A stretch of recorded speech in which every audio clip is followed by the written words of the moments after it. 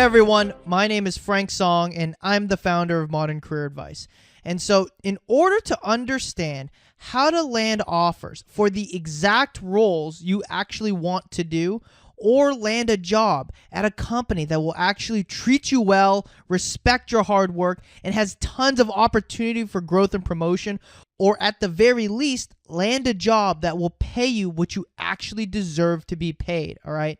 Now, in order to accomplish all of that, you have to first understand the fundamental postulate of a career, okay? Which is this: a career is truly a financial asset, okay? It exemplifies the same characteristic of a financial asset. For example, assets can be bought and sold in a market with buyers and sellers. Your skills, knowledge, and time can be bought by a company and sold by you, right?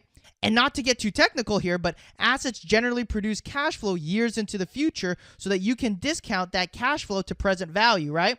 Your career will produce cash flow years into the future so you can discount all of your future earnings to determine a present value, right? And last, assets have real value so that you can borrow against it and or lend it out and receive cash, right? Same thing here. You can borrow money from people and institutions and back it with the cash flow that you're going to produce from your asset known as your career, and or you can lend it out to others and receive cash for it, okay? Your career actually exemplifies the exact same characteristics of when you buy an investment property, okay? It is no different than if you were to buy a house and rent it out to somebody and receive cash for it every single year that it's rented, all right? That's no different than your career, where you rent out your skills, your knowledge, your capability, and your time and receive cash for it every single year. It just so happens that this happens to be a bit of a more of an active asset class than the other, okay? Now that you understand that a career is truly a financial asset, the following logic tree now splits into the question of, is the market for this asset an efficient or inefficient market, okay? Inefficient markets, for example, like the stock market, there are a ton of buyers and sellers, okay? These are highly liquid markets, so assets get bought and sold very often, in this case, multiple times a second, right? Third is, there's a ton of information available to both buyers and sellers to allow them to make educated decisions. Like in the stock market, the companies must release information by law so that buyers and sellers have the same information, and there's people who spend their whole lives writing reports about just one company, right? And fourth is, there's a low transaction cost, okay? The cost to buy or sell a stock is anywhere between $2.50 to $10, right? And fifth is, most importantly, the balance of power in the market is relatively equal, okay? Both buyers and sellers are powerful in this market. Now, with that being the understanding, now we have to understand that there are really two kinds of value, okay? The first is intrinsic value, okay? Intrinsic value is the true underlying value of what something is worth, okay? Now, the second kind of value is called market value. And market value is the price that the market is currently willing to pay for that asset, okay? Now, what's very, very interesting in highly efficient markets is that market value, the price that people are willing to pay in the market, is generally a good reflection of the true intrinsic value of the asset, okay? Said differently, in efficient markets, people are right now paying the price of what something is really worth, okay? That's why it's so difficult to make money in the stock market and why it's hard to find undervalued companies, okay? Now, converse this to the other side of the spectrum, which are highly inefficient markets, right? For example, the job market, right? 1, there are few buyers and sellers of your skills, okay? 2, it is a very illiquid market. You don't switch jobs, companies every day, multiple times a day, right? Third is, there is very little information available to both buyers and sellers, and huge asymmetric information gaps exist, right?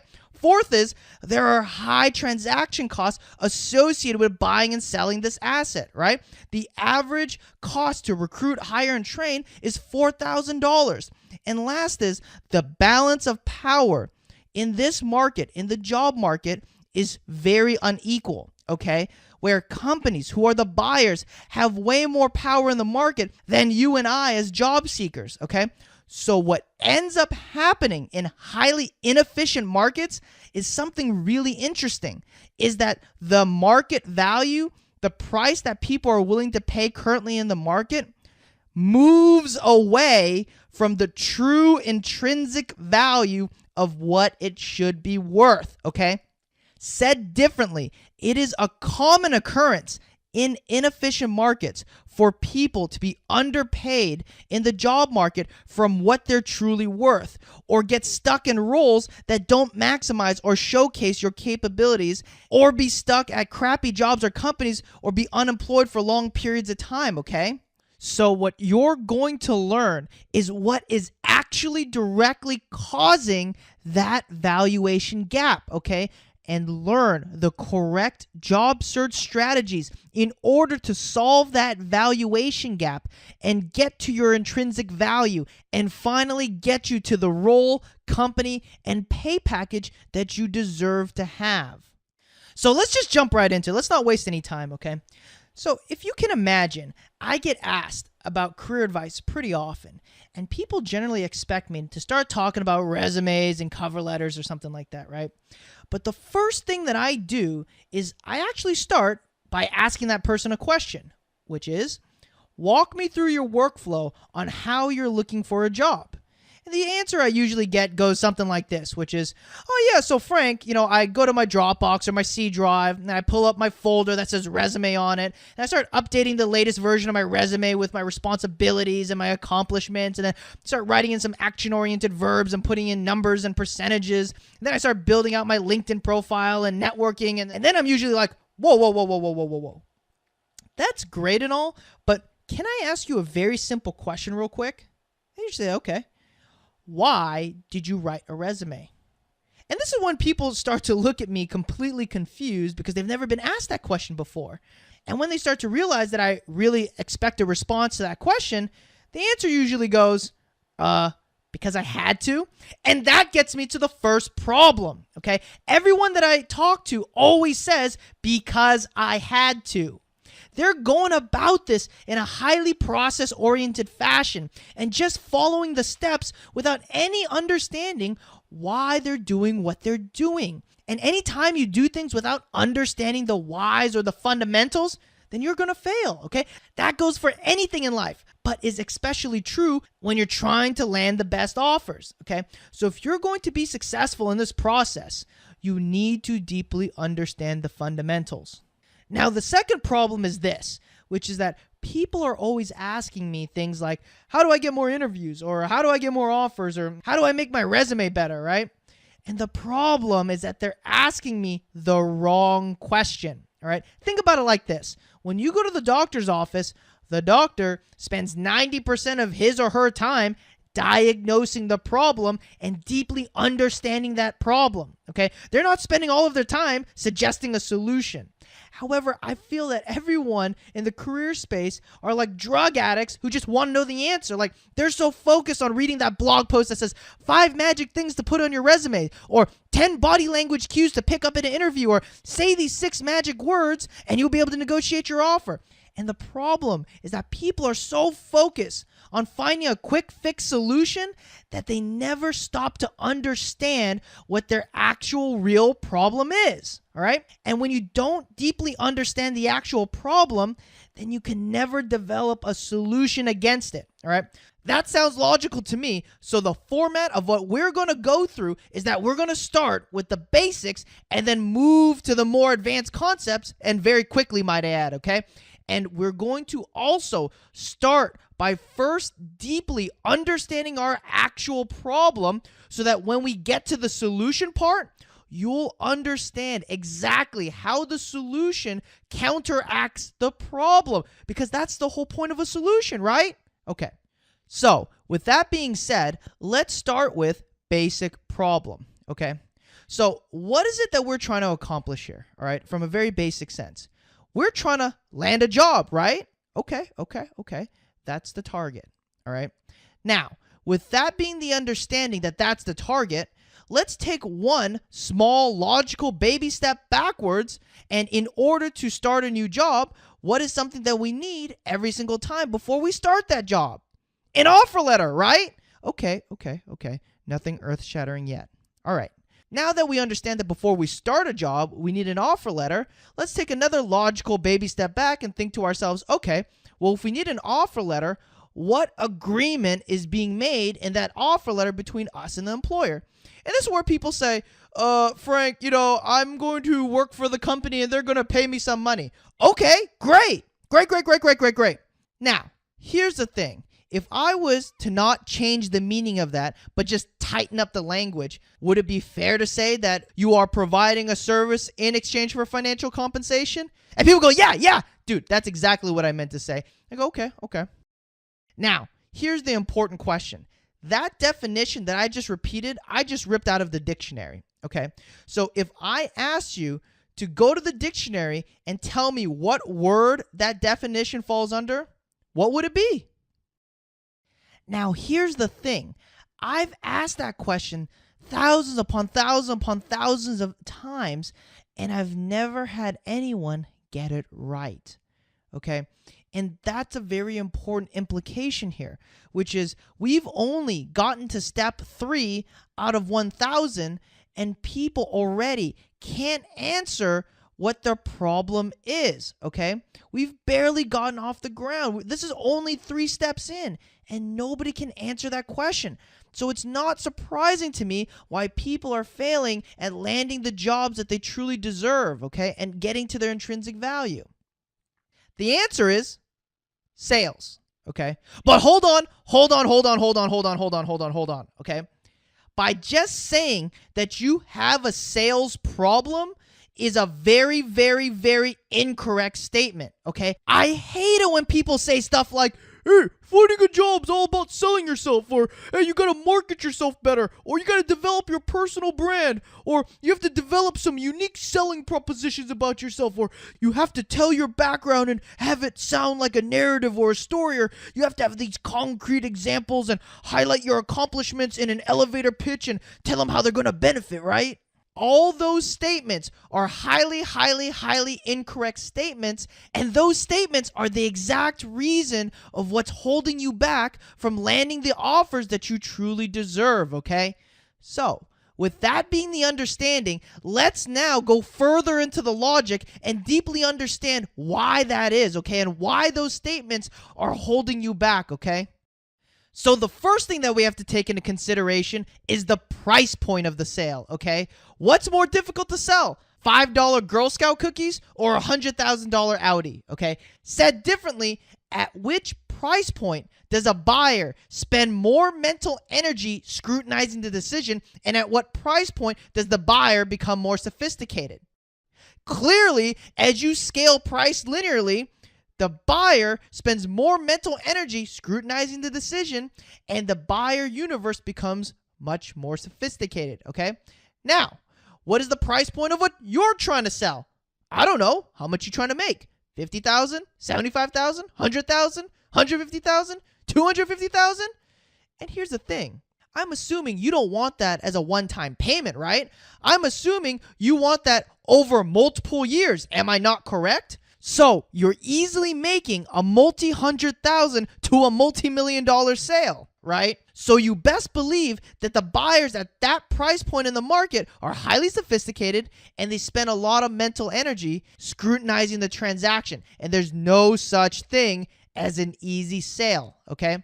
Now, the second thing that we have to take into consideration now is the size of the target market, okay?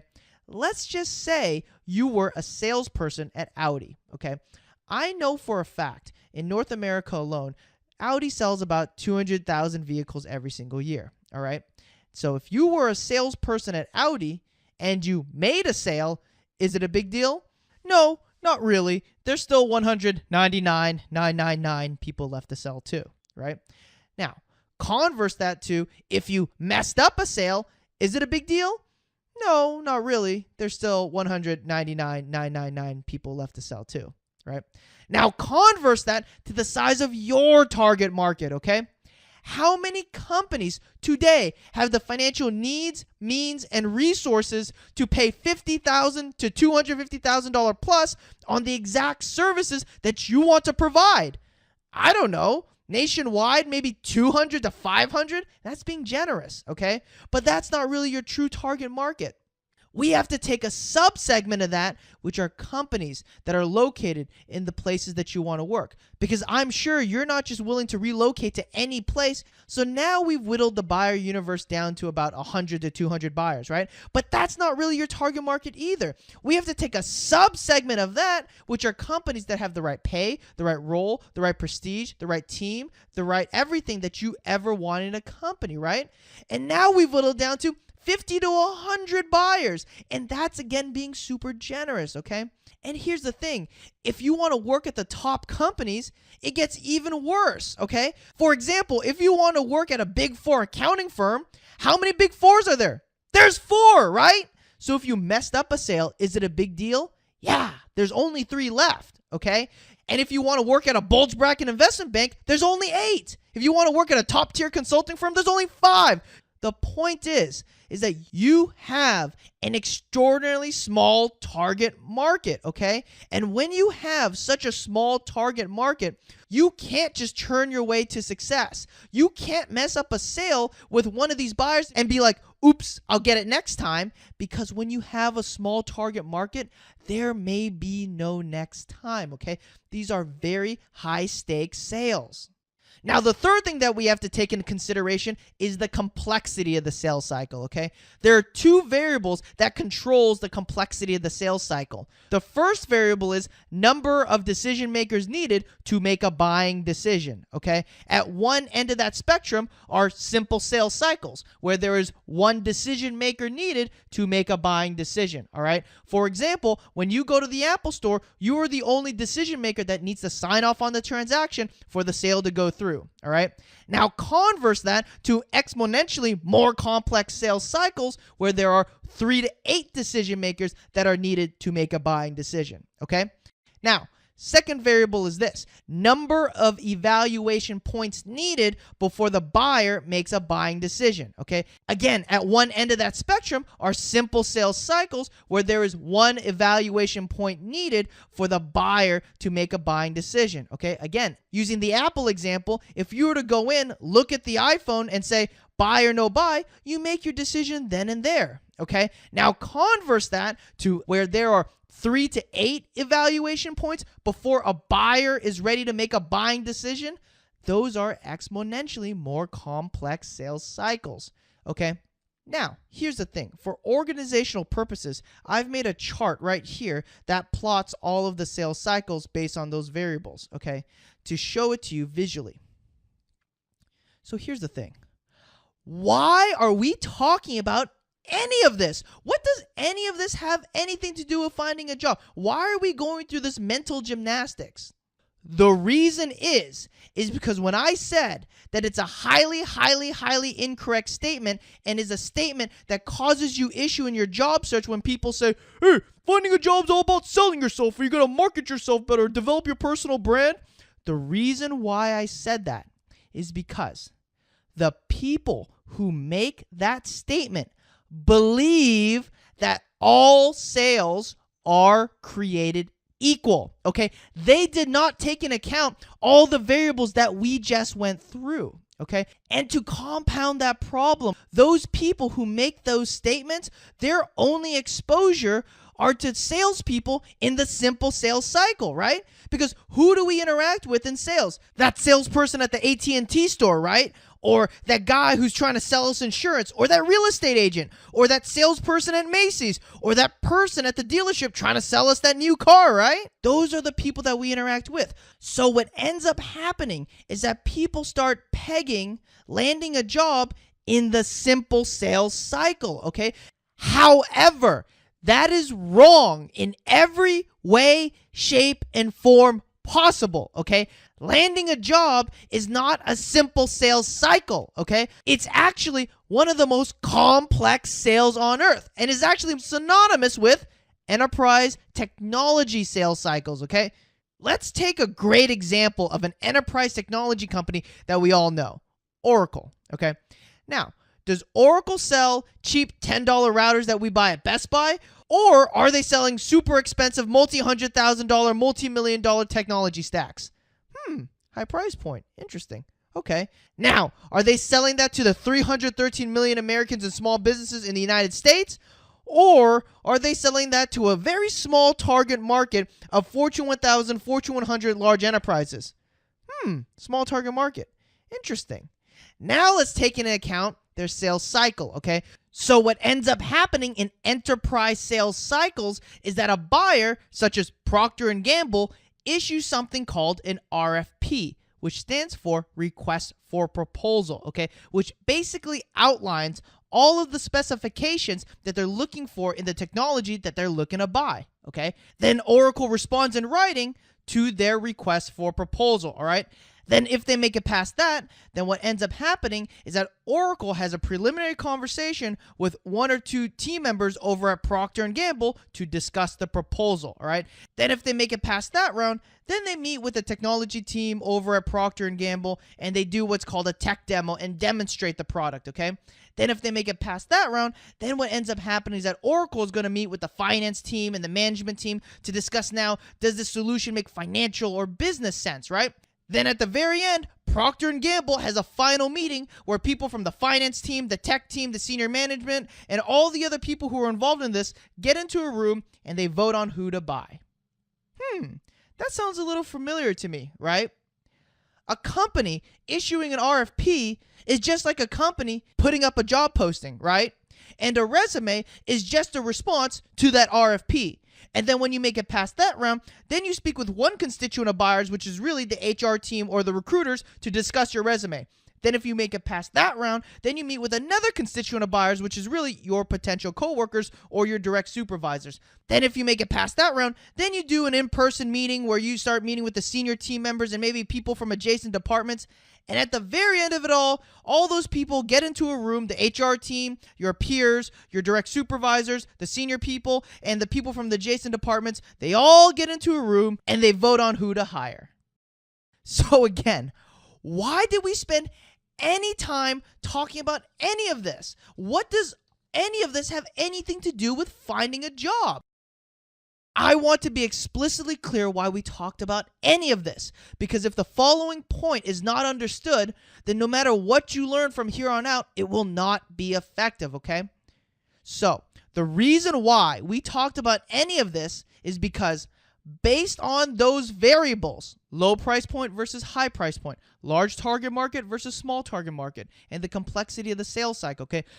Based on those variables that we just went through, okay, dictates which strategies are effective and which are not, all right? Said differently, the strategies that are effective in simple and intermediate sales cycles are not effective in enterprise sales cycles, all right?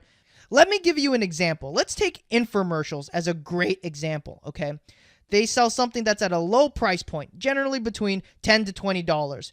Then they have a large target market, right? They sell to consumers like you and I. And then there's one decision maker that needs to make a buying decision, right? We just need to pick up the phone and buy. And there's really one evaluation point. We're ready to make a buying decision at the point of seeing that infomercial. Now, the strategies that are highly effective in increasing conversion rates in that market are, hey, buy one, get one free. Hey, buy now, save 20% off. Hey, watch out, in 30 minutes, we're taking the deal away, right?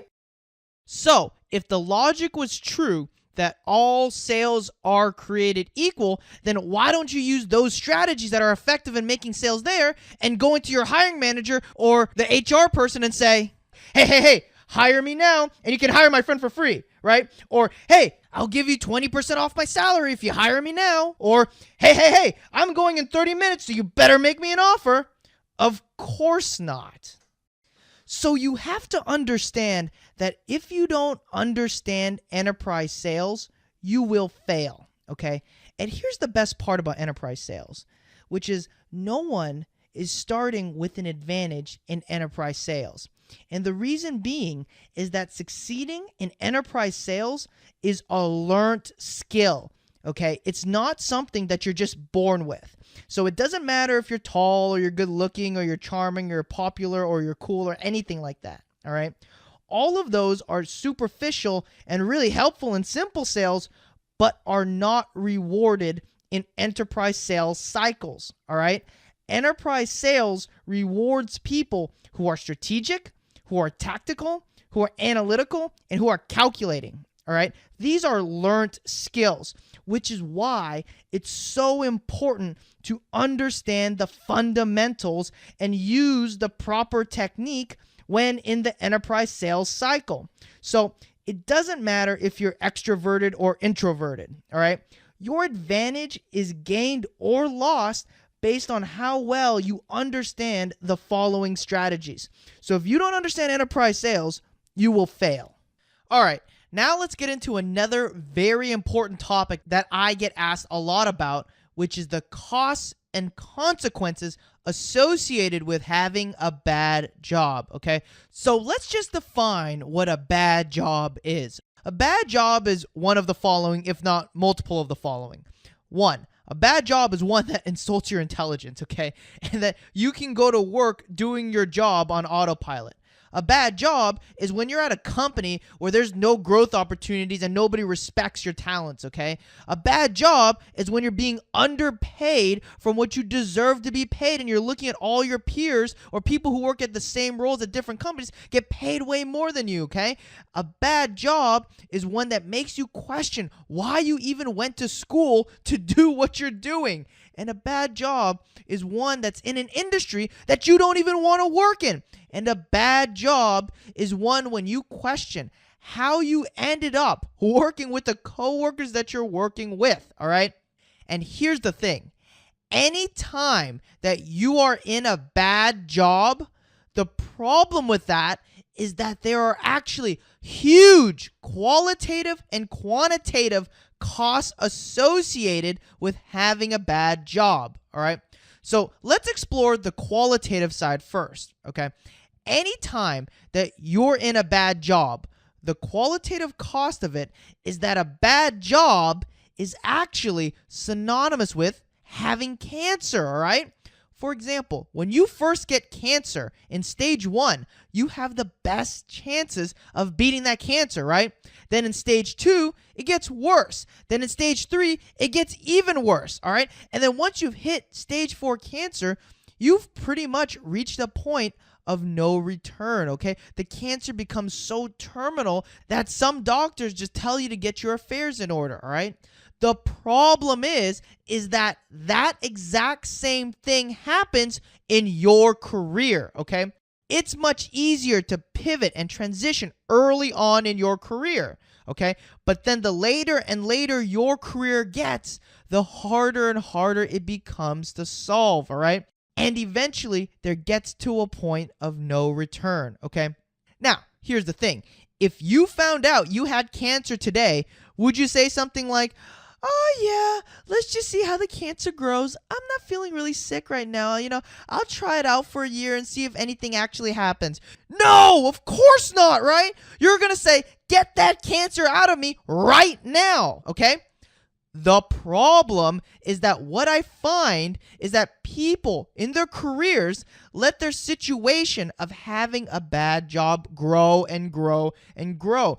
And they make excuses like, "Well, I hate the company, but I like my coworkers," or "I hate the pay, but I love the company." And they keep making excuses until one day it's too late and they realize that the bad job has now become a very big cancer to their careers. And when they finally get around to trying to solve their problem and trying to transition to the role or the company or the pay scale that they felt that they deserved the whole time, what ends up happening is that they realize that they're in a terrible situation, okay? The point is, every day, every month, every year that passes that you're in a bad job makes it exponentially harder to land the role that you want or work at the company that you want or get paid what you actually deserve, okay? Just like how every minute that passes makes it that much harder to defeat cancer, okay? That's why if you look at my clients and I's backgrounds, we moved at a frenetic pace because we knew that every moment that we were not in the role or the company or the pay scale that we knew that we deserved, every moment that passed was decreasing our chances of ever getting to the role or the company or the pay scale that we deserved, okay? So now let's get into the quantitative cost associated with the problem, all right? So the difference between a good and a bad job is really $903,400. Okay, so now let me explain to you the logic behind how I even got to this number so that you could pull up an Excel spreadsheet yourself and calculate the exact same thing. And it goes something like this. Have you guys ever seen a game of pickup basketball before? You know, when 10 people show up at a basketball court, then out of those 10 people, there are 2 team captains, right? Then each of those team captains goes back and forth, choosing people from the remaining 8, right? So now, if I was standing 200 feet away and I had never, ever seen any of them play basketball before, what could I infer about the last 2 people that have yet to be picked? That they must suck, right? Obviously.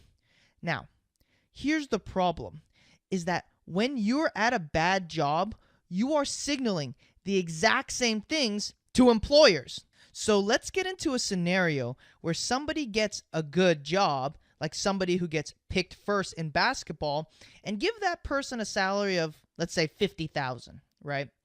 And let's compare that with somebody who gets a bad job, like somebody who gets picked last in basketball, with a salary of, let's just say, $40,000, all right? Now, most people would say, oh, a $10,000 difference? That's not that big of a deal. No, that's a huge, huge, huge deal. That's a big deal. The reason is because if you aggregate that $10,000 difference from the beginning of your career and grow it to the Social Security retirement age of 67, and you take into account the 2.9% average raise you get every single year, that sums to be $903,400.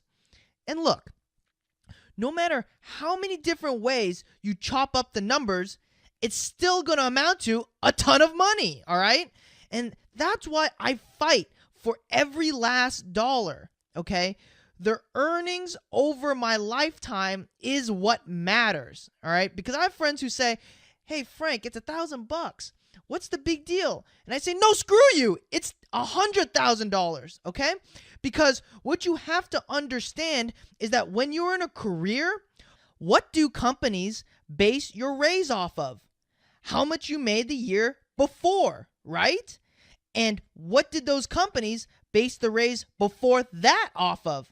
How much you made the year before that, right? So you have to take into consideration the lifetime value, all right? And some people are so short-sighted and think that $1,000 isn't a lot of money. But it's the increase in maximum lifetime earnings that matter.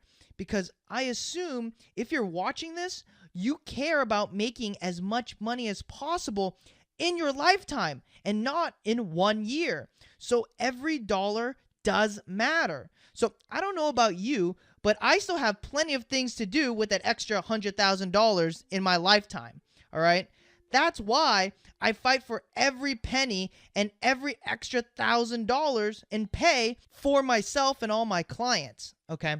Now, here's a pop quiz that integrates everything that we've learned thus far. All right. Who gets the extra $1 million? It's the person that best manages the enterprise sales cycle, okay? Now, does it all make sense why we talked about all of this? Going back to the beginning of this conversation where we talked about you being undervalued from your intrinsic value because the job market is highly inefficient, The undervaluation is occurring because of your inability to manage the enterprise sales cycle. That's why you have to understand enterprise sales. How well or not well you manage that enterprise sales cycle will determine if you will ever get to your intrinsic value or not. And more specifically, how well you understand and execute on the following strategies will determine if you will ever solve your enterprise sales problem and get to your intrinsic value and solve that undervaluation issue, okay? And finally get paid what you deserve in a role that uses all of your talents and at a company that will finally appreciate you. All right, so that's it for today, guys. Now, you should have a very deep and clear sense of what your actual problem is and what's at stake here, okay? So in the next videos that are going to come up, we're going to get into the solution portion that combats the enterprise sales problem that you have, okay?